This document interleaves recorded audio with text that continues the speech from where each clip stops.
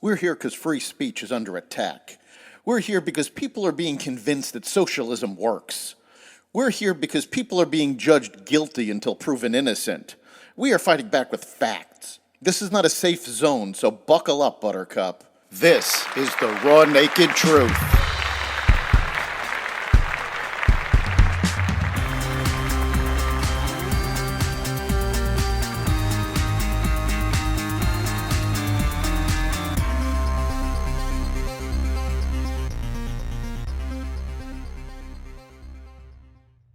More Trump indictments, U.S. credit downgraded, and more.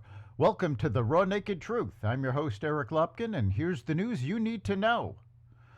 On the heels of new evidence against the Biden family, a grand jury indicted former President Donald Trump on felony charges connected to his efforts to overturn his 2020 election loss. The indictment accused Trump and 6 unnamed alleged co-conspirators of plotting to defraud the United States, obstruct an official proceeding, and deny citizens their right to a free election. The attack on our nation's capital on January 6, 2021 was an unprecedented assault on the seat of American democracy that was fueled by Trump's lies about election fraud, Special Counsel Jack Smith said. The indictment says Trump tried to exploit the chaos to delay the certification of President Biden's win. A spokesperson for Trump called the indictment disgraceful and unprecedented political targeting. The indictment contained no information that had not been known for months, bringing into question the timing of the indictment.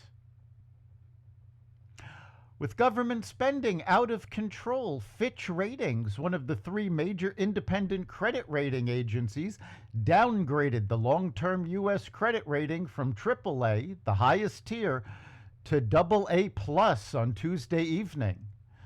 This is only the second credit downgrade in U.S. history, following a cut by S&P Global Ratings in 2011 during the Obama administration.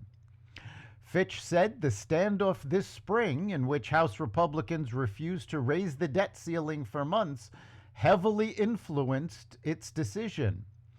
The repeated debt limit political standoffs and last-minute resolutions have eroded confidence in fiscal management. The rating agency also cited America's growing debt burden at the state and federal levels, with increased government spending causing a big part of that problem. The Central Florida Tourism Oversight District, which serves as the local authority for Walt Disney World, announced Tuesday that it was abolishing diversity and equity programs that shift discrimination from one group to another. Our district will no longer participate in any attempt to divide us by race or advance the notion that we are not created equal, District Administrator Glenn Gilzian said. The board, appointed by Governor Ron DeSantis, who has clashed with Disney over numerous social issues since the entertainment giant criticized the Parental Rights and Education Act, which critics deceptively call the Don't Say Gay law, in an attempt to stigmatize parents being involved in their children's education.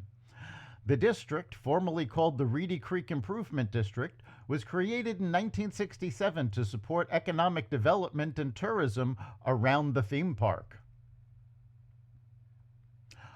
Overstock.com has officially rebranded itself as Bed Bath & Beyond Online on Tuesday, less than 2 days after the home goods retailer closed its last brick-and-mortar stores.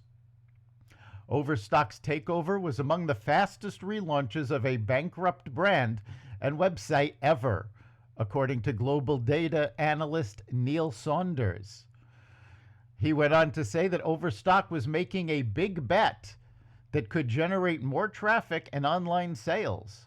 Bed Bath & Beyond is a much more powerful, much better known brand than Overstock, and despite recent problems, it retains a lot of customer goodwill, he wrote in a note. U.S. job openings edged down in June to their lowest level in more than 2 years, in the latest sign that the labor market remains strong despite the Federal Reserve's aggressive campaign to raise borrowing costs to slow the economy and bring down inflation. While today's report discusses data from June, this continued strength in the labor market is likely to keep Fed officials hawkish, said Eugenio Alenman, chief economist at Raymond James. Job openings dropped 34,000 to 9.6 million. That amounted to 1.6 job openings per unemployed person, little changed from May. The Labor Department also reported that layoffs fell for the third straight month as employers try to hold on to workers after struggling to keep staff during the coronavirus pandemic. That's the Raw Naked Truth. You can catch every episode of The Raw Naked Truth at xvadio.com/podcasts, the Apple Podcasts app, Google Podcasts, Spotify, iHeartRadio, Audible, Amazon Music, and other platforms that respect freedom of speech. We'll see you next time.